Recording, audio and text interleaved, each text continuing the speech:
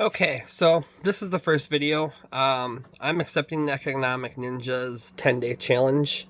Uh, Excuses aside, the only reason I didn't start it sooner is because I couldn't talk because I literally had two teeth pulled out of the back of my mouth the day after he started it. And I figured an 8-minute video of me sitting here just doing nothing and not being able to talk wouldn't be very usable.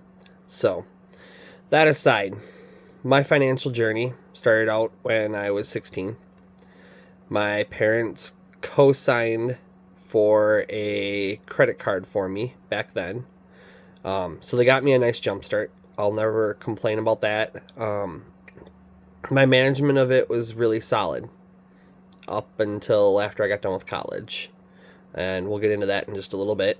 But did a really good job of using it and paying it off right away.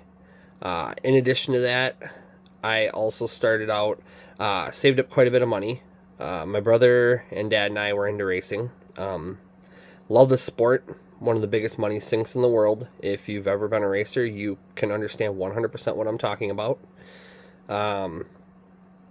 Took a bunch of the money and put it towards an engine for a stock car. And my ex-girlfriend was racing the Powder Puff, and we blew that engine up. So, sunk about $2,500 into that engine of my own money. But it is what it is. It's a learning experience. Bought my first car, pure cash, $500. It was an old two-tone, light blue, dark blue Ford Bronco 2. And it needed an exhaust from the resonator back. Drove that for quite some time. And finally, when the gas tank started leaking so bad that I was putting more gas into it than what the vehicle was worth, replaced that. Upgraded to a 1990 yellow Beretta Indy, Indy Pace Car Edition. For those of you that don't know, that's a pretty rare car. They only made 500 of them, including 2 extras beyond that were used in the Indy Pace as a pace car for the Indy 500. They made a yellow and they made a teal. The teal, if I remember right, was about 2,500 cars. The yellow was 500 cars. So, paid extra beyond what I would have for a traditional Beretta.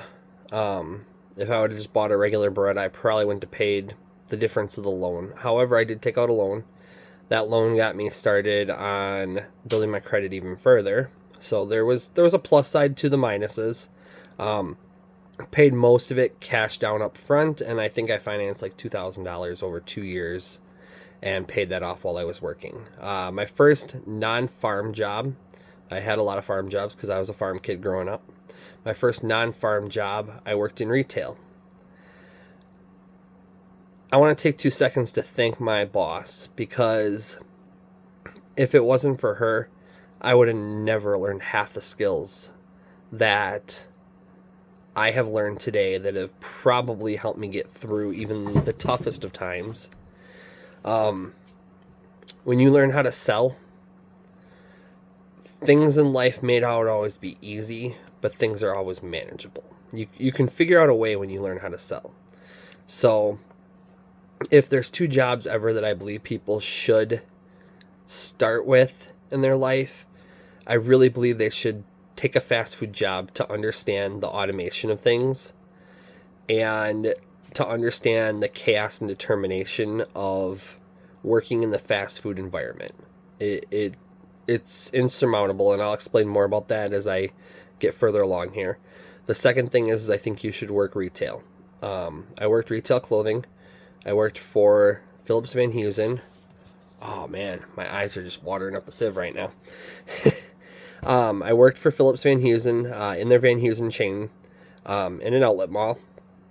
And my first weekend that I worked, my second weekend I want to say that I worked, was the Labor Day sale. Yeah, Labor Day is the end of summer. I worked for the Labor Day sale, and they have a sidewalk sale, and my manager put me out front with racks of clothing, and I was okay at talking to people, And that grew me quite a bit. I became extremely comfortable talking to people. And one of the best skill experiences that I learned from that was finding out what people want. And if you can help people get what they want and what they need, you're very successful as a salesperson. Sales isn't shoving something down someone's throat.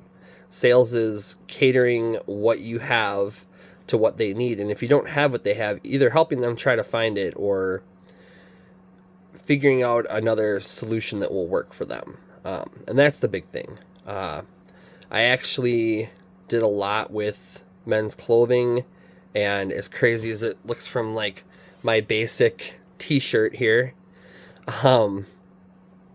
I used to dress up daily, and that rarely happens anymore. I did a lot of, how would I say it, matching up dress clothes and building entire business wardrobes for people. So I made some connections back then just from helping people that came back into my life later that helped me as well. From there, I took a year off of college, and this is where the story of, I want to say, a lot of my generation really turned south.